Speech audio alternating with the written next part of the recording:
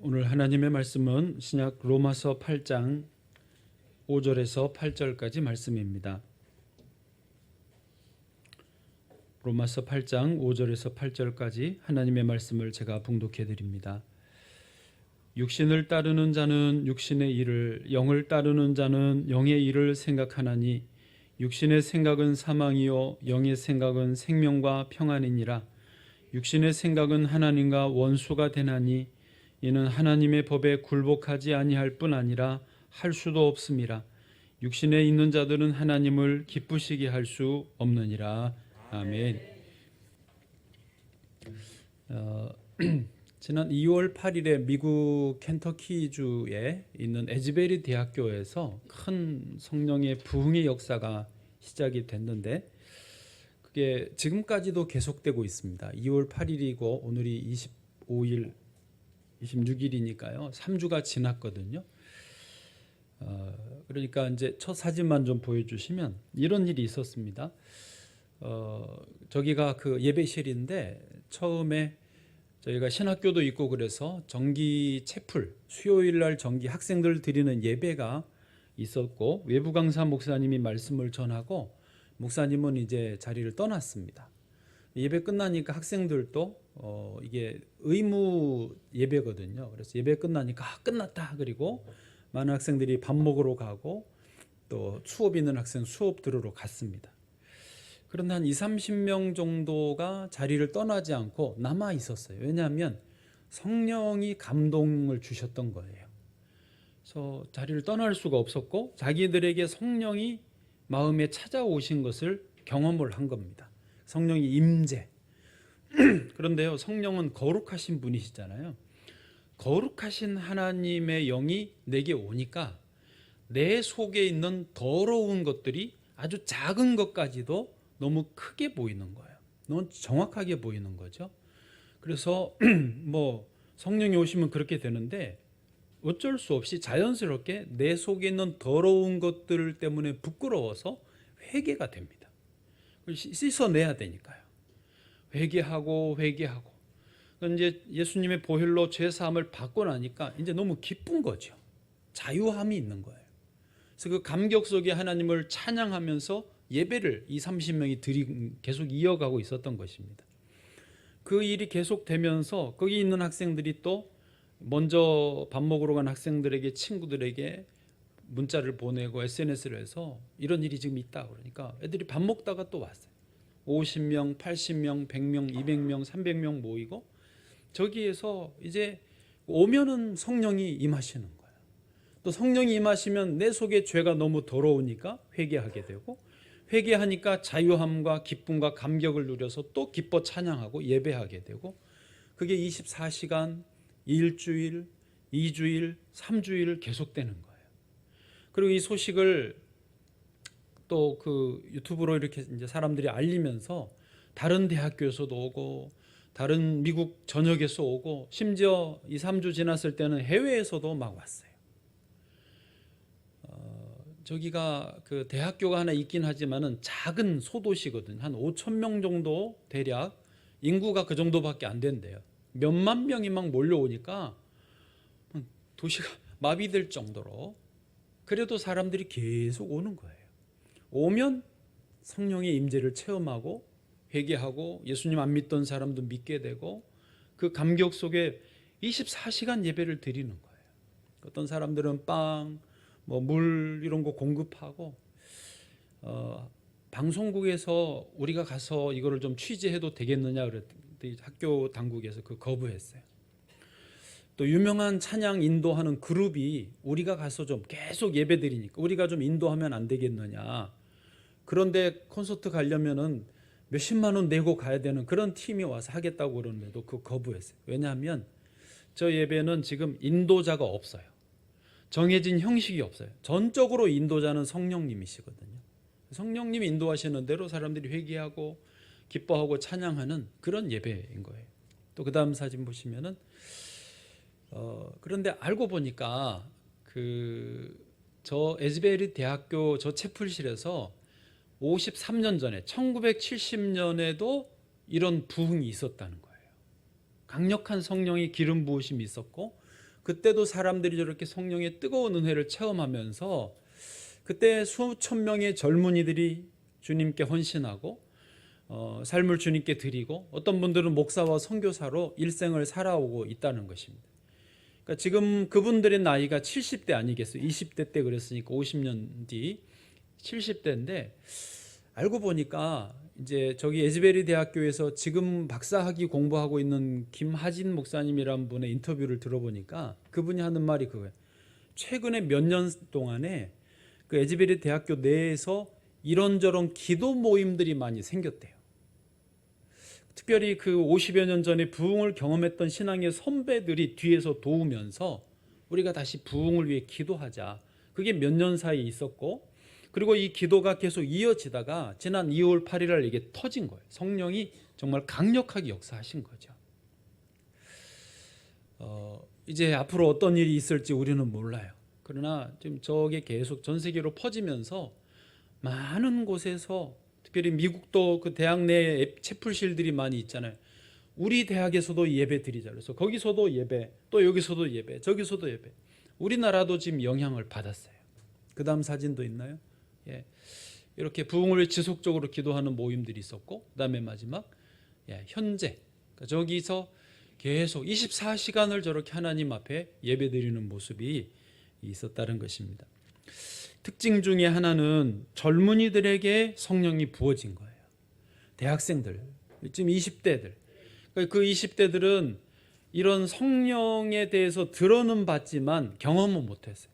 부흥에 대해서 책에서는 봤지만 설교 때 말은 들었지만 자기들이 경험은 못했어요. 그런데 성령이 강력하게 임하시니까 자기들도 모르게 부흥의 한가운데 들어가게 됐다는 것이죠. 부흥의 역사를, 교회 역사를 찾아보면 성령의 이런 기름 부으심과 부흥은요 주로 젊은이들에게서 이루어집니다. 노인정에서 부흥회가 있었다 이런 경우는 별로 없습니다. 죄송합니다. 네. 젊은이들에게서 성령은 항상 역동적으로 혁명적으로 임하시고 그들의 인생을 뒤집어 놓습니다. 그리고 그들의 인생이 뒤집어지면서 역사를 뒤집고 하나님의 그 원하시는 물줄기를 만들어 가시더라고요. 저는 우리 명성비전교회가 기도하는 교회 되기를 간절히 원합니다. 기도하지 않고는 부흥이 없습니다. 물론 기도한다고 다 부흥이 오는 건 아니에요. 그러나 기도 없이는 부흥은 없다라는 건 확실한 거예요. 그래서 기도하는 교회, 기도하는 성도님들, 우리 기도하는 청년들 되기를 간절히 원합니다. 저 자신도 기도하는 목사 되기를 간절히 원합니다. 제가 재밌는 말을 들어요. 요즘에 기도를 조금 한다고 합니다. 일주일에 한 번씩 기도원도 가고 할 수 있는 대로, 못 가면 참 너무 아쉽지만 여기서 기도하고 시간이 되면 어떻게든지 비켜내고 기도하러 1박 2일을 다녀오고 있습니다. 강화도에. 그래서 기도를 좀 하니까 어떤 집사님이 저한테 그러는 거예요. 목사님, 요즘에 기도하는 목사님들이 많지 않다고. 우리 목사님 기도해서 나는 너무 좋다고. 기도하고 칭찬 듣고 있습니다. 심지어 지난 주간에는 이제 초등소년부 겨울 성경학교도 은혜 중에 잘 마쳤고, 중고등부 청년부 동계연합 수련회가 있어서 제가 심령이 가난해졌습니다. 기도하는 중에 계속 엎드려 있었는데 어느 날 오전에 아예 우리 떠나고 목요일 오전에 이렇게 엎드려 있었어요. 그러면서 주여 하고 기도하는데 너무 좋더라고요. 나는 없고 예수만 있더라. 그런 이제 상태가 됐어요. 너무 감사한 마음으로 기도를 마치고 이렇게 핸드폰을 보니까 카톡이 와 있어요. 카톡에 보니까 제가 자주 가는 강화도의 그 갈멜산 기도원에서 원장님이 카톡을 보냈는데 3월 20일부터 3일 동안 강사로 와달라고 그러더라고요. 이제 드디어 주님이 나를 기도원 강사로 또 쓰시는구나. 저는 어떤 그 주님의 사인이었어요. 뭐냐면 기도한다는 것은 단순히 기도의 행위가 아니고 우리 자신을 전적으로 내려놓는 거거든요. 전적으로 주님의 주권에 굴복하는, 순종하겠다라는 결단과 헌신입니다. 네, 저 마음에 너무 좋았는데 그랬어요. 네, 하여튼 여러분 자 이제 기도를 하고 은혜를 받았습니다. 여러분 성령을 체험했어요. 수련회를 은혜 중에 잘 마쳤어요. 부흥회를 잘 마쳤어요. 그런데 문제는 현실로 돌아오면 현실은 그대로라는 것입니다. 은혜 받고 돌아오면 얼마 지나지 않아서 예전에 하던 습관대로 또 되돌아가기가 쉽다라고 하는 것입니다. 이게 문제입니다. 사실 우리 그리스도인들은 다 원래 성령을 따라 사는 사람들입니다. 아멘. 근데 이게 쉽지 않아요. 예수 믿기로 결단하고 교회 잘 다니기로 결단하는데, 수련회 은혜 받았는데, 부흥회 잘 마쳤는데 성령을 따라 사는 게 실제로 적용을 해보면 쉽지 않다라는 거예요. 오늘 말씀의 주제가 그래서 성령을 따라 사는 법입니다. 자, 한번 오늘 본문을 좀 보실까요? 5절 말씀 같이 읽겠습니다. 시작. 육신을 따르는 자는 육신의 일을, 영을 따르는 자는 영의 일을 생각하나니. 아멘. 자, 육신을 따르는 자와 영을 따르는 자를 대조해 놓고 있는데요. 육신은 뭐냐면 헬라어로는 사륵스인데 말 그대로 이 몸뚱아리를 말합니다. 문자적으로는요. 그런데 그 의미는 뭐냐면 육신을 따른다라는 그 의미는 몸뚱아리를 따른다라기보다는 육신 안쪽에 아담과 하와가 죄를 지으면서 또아리를 틀고 자리 잡고 있는 죄성을 말합니다. 그러니까 육신을 따른다라는 것은 이 인간의 본성으로 자리 잡은 죄성을 따르는 사람을 말하는 거예요. 예. 그래서 그런 사람들은 자기 이 죄성의 본능을 따라서 움직여요.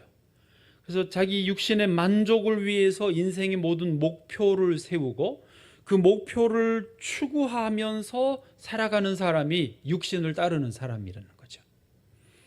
여러분, 본능은 얼마나 강력합니까? 배고프면 뭐라도 막 맛있잖아요.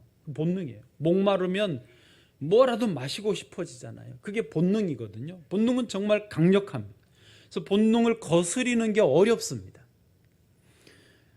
그래서 많은 사람들이 이 인간 육신의 이 안에서 막 내게 본능적으로 요구하는 그 육신을 따라서 살아가고 있는 거예요. 반대로 영을 따르는 사람은 어떤 사람이냐? 영은 헬라어로 푸뉴마이고 말 그대로 영이에요. 하나님의 영, 성령, 하나님의 이끄심이라는 말입니다.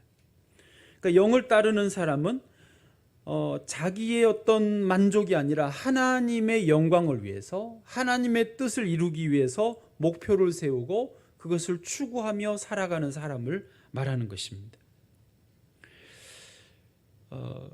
그 결과도 완전히 반대로 상반됩니다. 그 다음 6절을 보시면 이렇게 돼 있죠. 같이요. 시작. 육신의 생각은 사망이요 영의 생각은 생명과 평안이니라. 아멘. 그러니까 육신을 따라가는 사람은 결국 어디에 도착해요? 사망에 도착해요.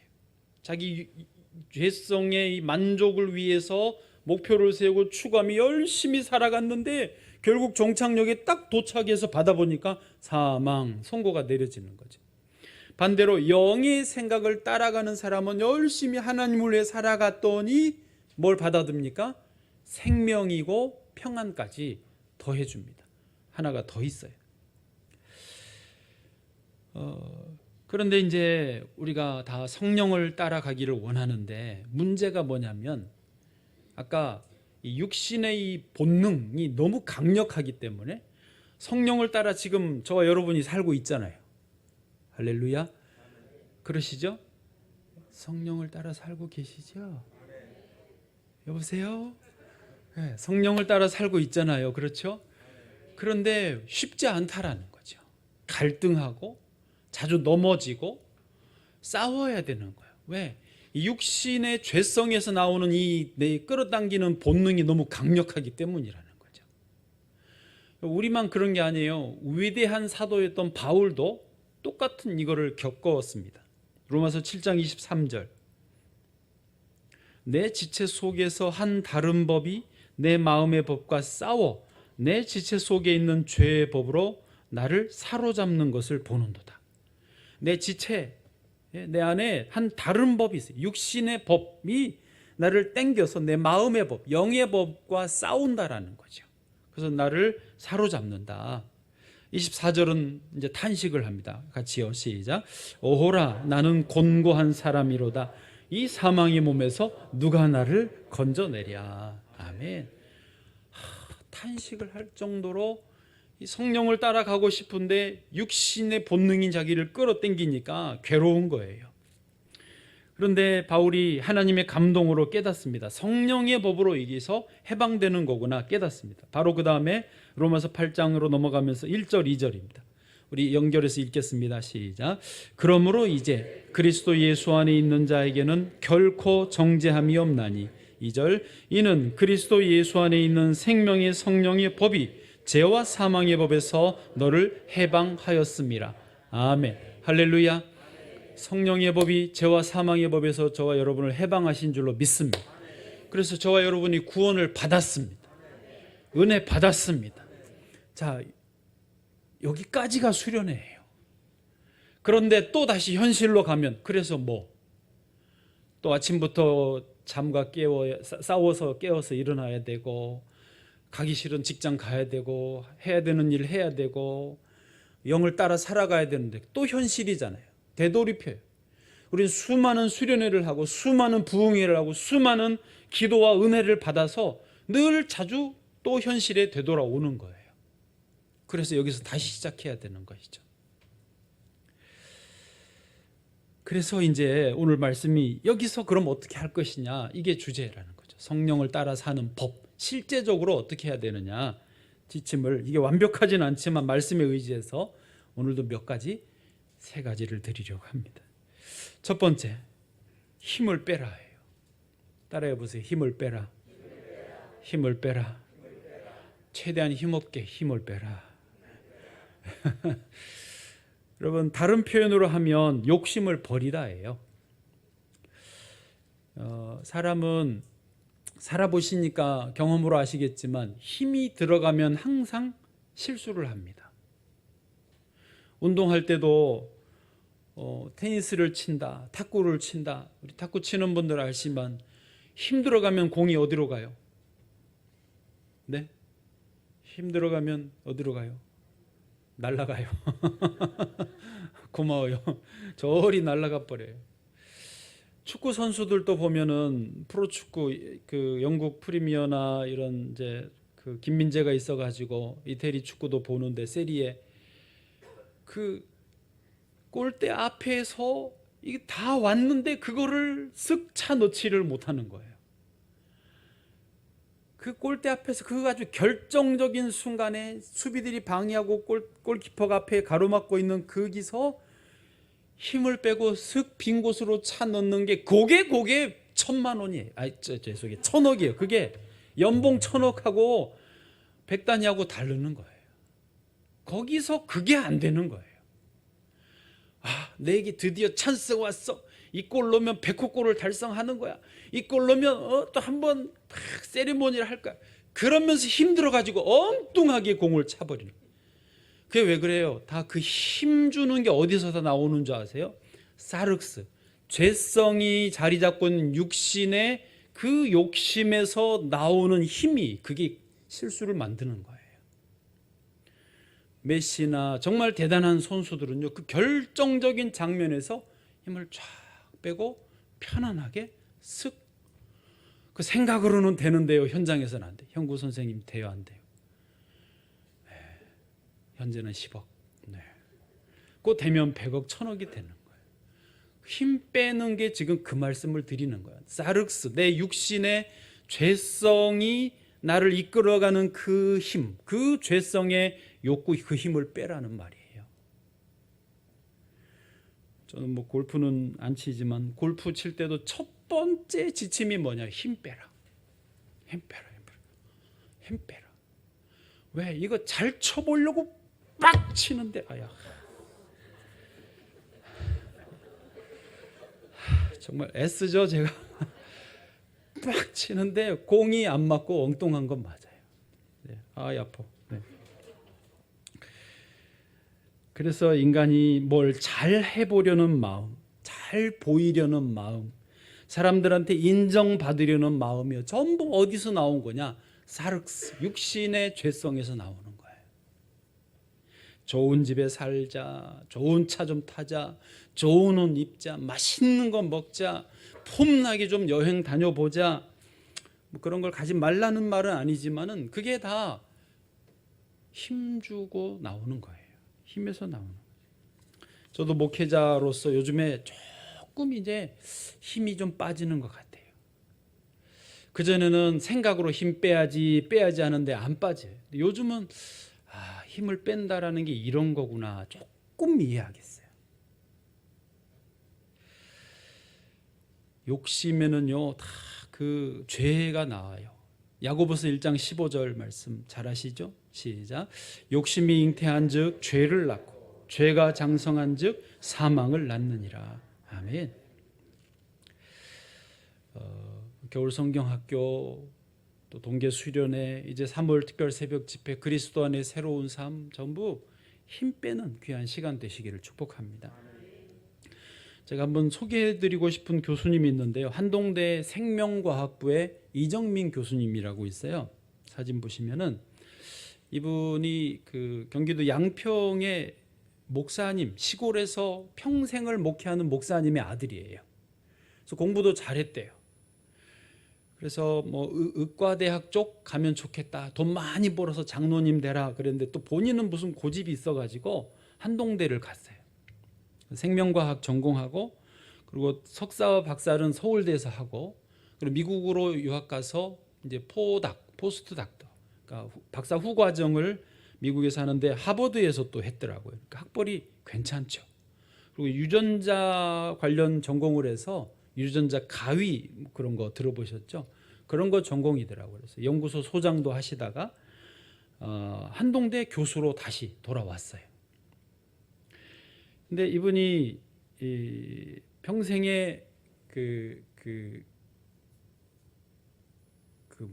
지론이 뭐냐면 호구로 살자, 호구가 되자, 이게 인생의 지론이래요. 그래서 교실에 강의실에서 학생들한테 호구로 살아야 된다라고 막 열변을 토하니까 생명과학부 교수가 유전자 가위 가르치는 교수가 호구가 되자 막 그러니까 학생들이 교수님 연구실 앞에 써 붙여놨대요. 호구와트. 아예 교수님은 호구와트다. 그 자기가 만든 저 포스터에 밑에 저거를 지금 따로 오려서 붙여놓으셨죠? 예. 그 연구실 안에 저 포스터가 있는 기호 3번 언제나 호구 같은 사람 이정민 해가지고. 예. 왜 호구로 살기를 원하느냐? 교수님 지론이 이거예요. 우리 사회에서 예수님의 제자로 살려면 누구든 호구가 되어야 된다고 본다. 왜냐하면 예수님은 성경에서 속옷을 달라고 하면 겉옷도 주라 하셨고, 오리를 가자 하면 심리를 가주라 하셨고, 오른쪽 뺨을 때리면 왼편 뺨도 돌려대 주라고 하셨는데 요것을 두 글자로 말하면 호구다. 맞아요, 안 맞아요? 생각해 보니 맞죠? 그 자기는 그래서 호구로 살겠다라는 거예요. 말씀대로 살겠다라는 게 호구로 살겠다는 거죠. 교회가 욕먹는 시대인데 주의 말씀 실천하면서 묵묵히 욕도 먹고 수치도 감당하면서 사람들에게 내가 호구가 되어주는 것, 그게 주님의 영광을 드러내는 삶이 아니겠느냐. 요즘에는 호구 펀드도 조성했대요. 자기도 돈 내고 졸업한 제자들이 돈을 좀 모아가지고 펀드를 조성해서 어려운 학생들 돕고 어려운 나라에게 선교비 보내기로 했다는 거예요. 여러분, 힘 뺀다, 이 사륵스의 욕심을 채우는 것을 포기한다, 이게 우리가 성령을 따라 사는 첫 번째 출발인 줄로 믿습니다. 두 번째로 하나님 영광을 위해 몰두하라예요. 오늘 본문의 4절에서 생각이라는 단어가 4번 등장합니다. 생각하나니, 생각하라, 뭐 이렇게 돼 있는데 그 생각하다라는 이 본문에서의 단어는 헬라어로 프로네오, 요 똑같은 헬라어가 4번이나 쓰였어요. 근데 이 프로네오의 원뜻이 뭐냐면 열심히 생각하다, 마음에 몹시 두다, 그래서 몰두하다, 그런 뜻입니다. 그러니까 이 여기서 말씀하신 생각하라는 것은 적당히 생각하다가 흩어버리는 그런 잡생각을 말하는 게 아니라 몰두하는, 집중하는 그런 생각을 말합니다. 사람은요, 누구나 다 자기의 생각이 있어요. 돈의 생각이 늘 있는 사람은요, 돈 버는 일에 집중합니다. 그렇지 않습니까?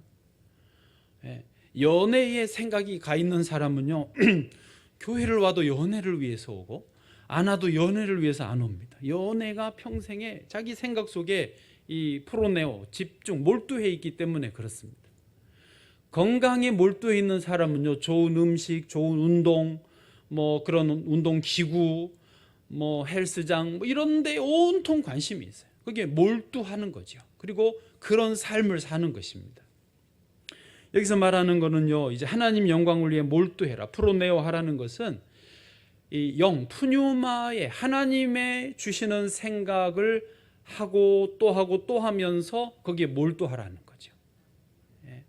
그게 주의 성령의 뒤를 따르는 방법이라는 것입니다.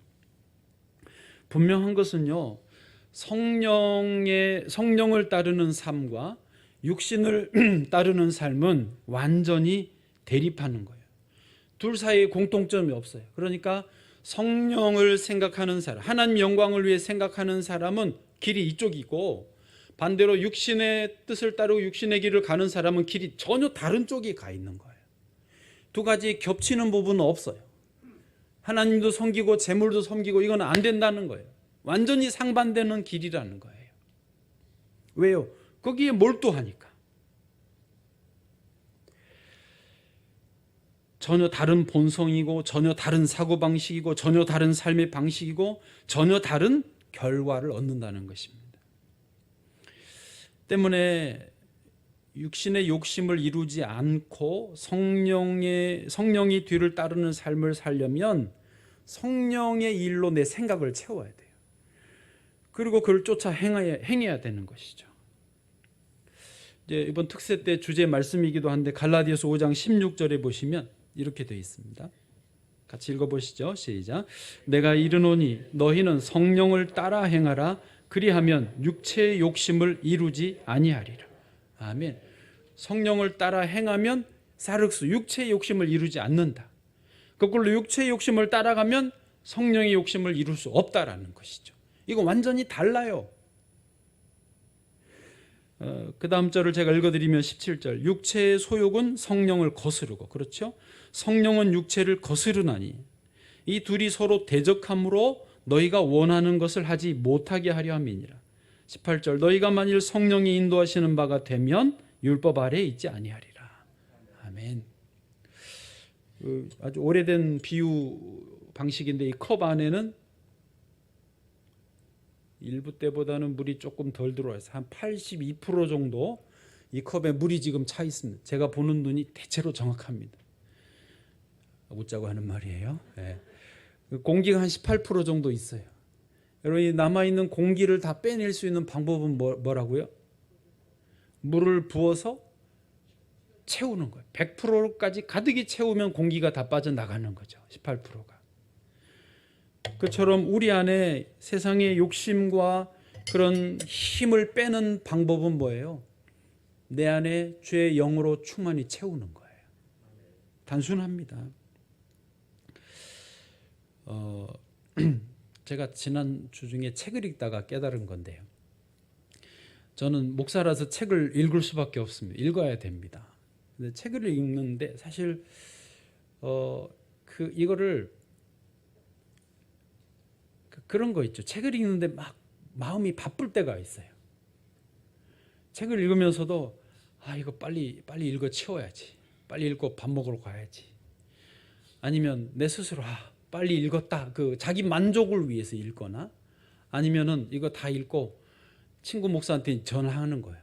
너 그거 읽어봤어? 이러면서 이제 자랑하려고 그렇게 읽으면 책 읽는 게요 재미가 없어요. 이 말 이해되세요? 책 읽는다는 게 사실 얼마나 즐거운 일인데. 그런데 책을 읽으면서 그거는 그러니까 아까 말한 대로 육신의 일이에요.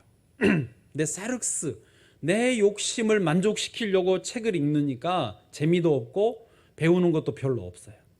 그런 책을 읽은데 단 한 문장을 읽어도 하나님 영광을 위해서 읽는다고 생각을 해보세요. 하나님을 생각하면서 하나님이 이 문장으로 나한테 뭘 말씀하시려고 하나, 뭘 가르치시려고 하나, 그 생각을 염두에 두고 읽으면요 진짜 신기합니다. 그 한 문장을 읽는데도 이렇게 세계가 보여요. 이걸 다 설명할 수가 없어.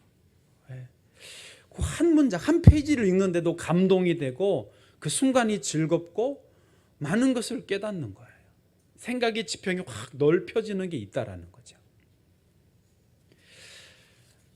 지금 여러분은 예배를 드리고 있습니다. 예배는 가장 영적인 행위 아닙니까? 여러분 지금 어떤 마음으로 예배를 드리십니까? 육신을 따르는 자의 예배와 영을 따르는 자의 예배는 분명히 달라요. 육신을 따르는 자의 예배는 어떤 예배일까요? 습관처럼 일주일에 한 번, 오늘도 예배 1시간 드렸다. 우리 예배는 1시간 15분이지만 오늘도 예배 안 빠지고 드렸다. 그거를 위해서 예배 드리십니까? 그러면 사륵스예요. 그러나 이 예배를 지금 드리시면서 하나님을 생각하십시오. 사실 하나님 생각해야 맞지 않습니까? 당연한 거를 지금 하나님의 영광을 위해 예배를 드리고 이 예배를 통해서 하나님 내게 뭘 말씀하시려고 하나, 그 하나님과 연결을 하는 생각을 하면 이게 이제 푸뉴마, 영적인 예배가 되어진다는 것이죠. 할렐루야. 예.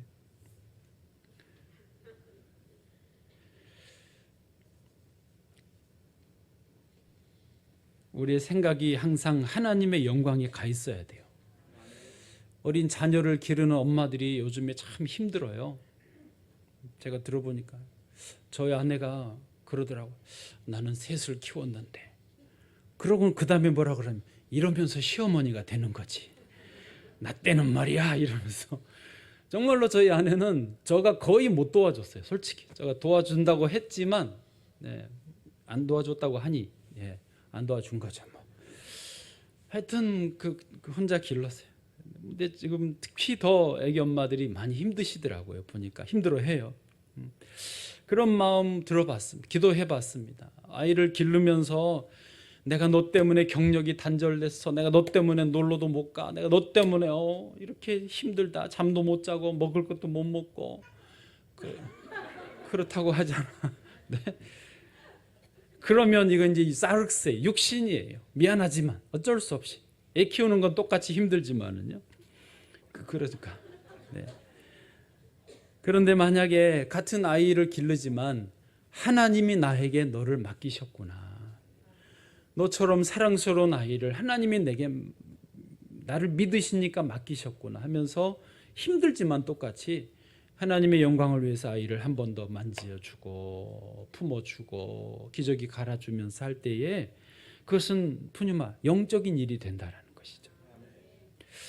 여러분 제가 이렇게 세 가지 작은 예들을 들었는데요.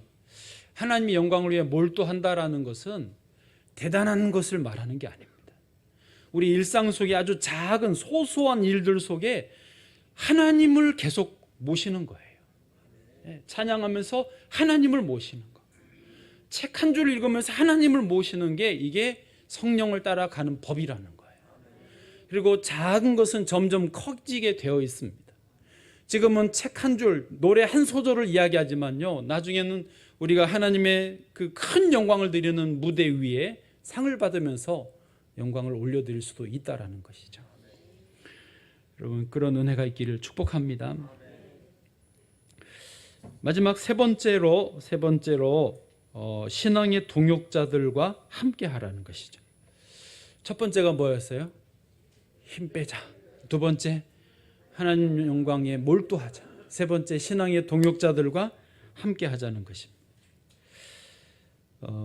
오늘 본문에 보니까 그 5절에 거기 끝에 영을 따르는 자는 영의 일을 생각하나니 할 때 생각하나니가요. 번역에는 제대로 안 돼 있지만은 3인칭이면서 복수예요. 그 영을 따르는 사람들은 영의 일을 생각한다라는 말이고 또 8절에 가보면은요, 육신에 있는 자들, 거기는 다행히 한글로 복수로 번역을 해줬어요. 즉 무슨 말이냐면 육신을 따르는 사람은 한 사람이 아니고 육신을 따르는 사람들이라는 거예요. 세상에 수많은 사람들이 육신을 따라가는 그들이 있어서 그들은 끼리끼리 서로 뭉쳐서 육신을 따라가요. 똑같이 성령을 따라가는 사람도 혼자가 아니라 성령을 따라가는 사람들끼리 서로 뭉쳐서 공동체를 이루어서 함께 간다라는 거예요. 여러분, 교회가 뭡니까? 교회는 건물이 아니에요. 교회가 뭐예요? 그러면요, 교회는 예수를 구주로 고백하는 사람들의 모임이에요. 공동체예요. 하나님은 신앙생활을 이 땅에서 혼자 못한다는 걸 아시고 같이 하게 해주셨어요. 그래서 세우신 게 교회입니다. 그래서 신앙의 동역자들을 세우신 거예요. 여러분, 내가 지금 예수를 믿는 믿음의 길을 갈 수 있는 이유는 뭐예요? 내 옆에 믿음의 사람이 있기 때문이에요. 옆에 있는 분에게 감사하십시오. 감사합니다. 내 옆에 있어주셔서 감사합니다. 정말이에요. 우리가 모르지만은 하나님은 내 옆에 사람들을 이렇게 붙여주신 거예요. 그래서 옆에 있는 사람들을 통해서 나를 붙잡아 주시고 나를 성장하게 하시고 다듬어 주시고 건강한 삶을 살게 하시고 열매를 맺게 하시는 것입니다. 할렐루야. 그래서 내가 교회가 아니고 우리가 교회예요. 따라해 보세요. 우리가 교회다. 우리가 교회다.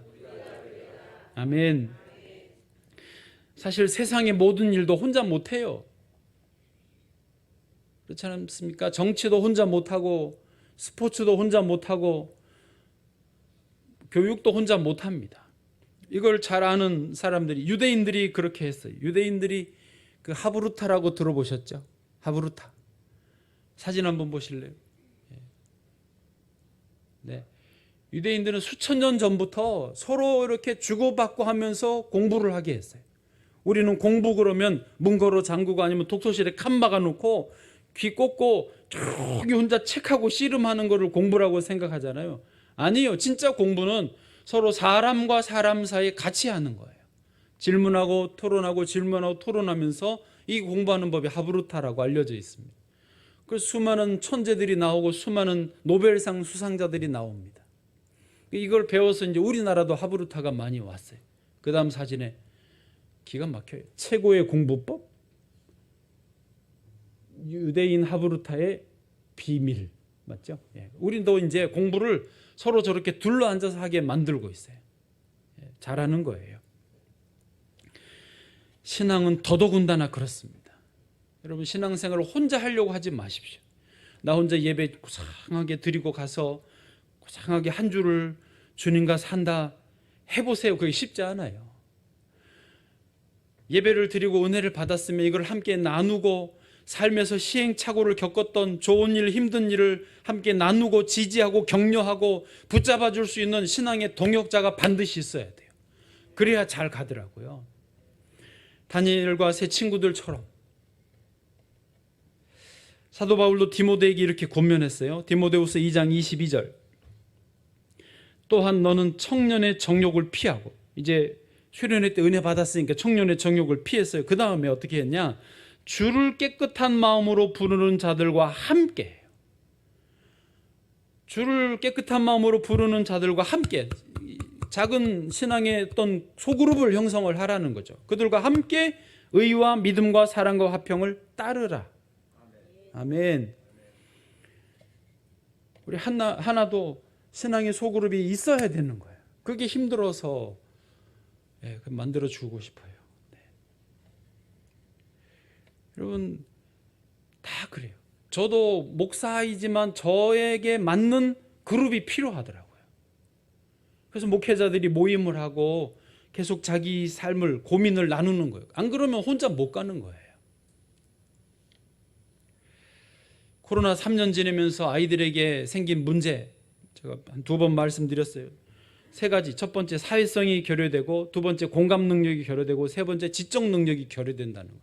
이게 공식적으로 교육 당국에서 발표한 거예요. 학교 선생님들이 지금 다 동의하는 거예요. 왜? 코로나로 다 단절돼서 집안에만 있었더니 이게 다 문제가 되더라는 거죠. 교회 공동체처럼 좋은 곳이 없습니다. 여러분 교회 다니시기를 축복합니다. 잘 다니고 있어요. 또 더불어서 소그룹에 꼭 참여하시기를 축복합니다. 이게 엄청난 자산입니다. 그렇게 지내다 보면 자연스럽게 성령의 9가지 열매를 맺게 될 줄로 믿습니다.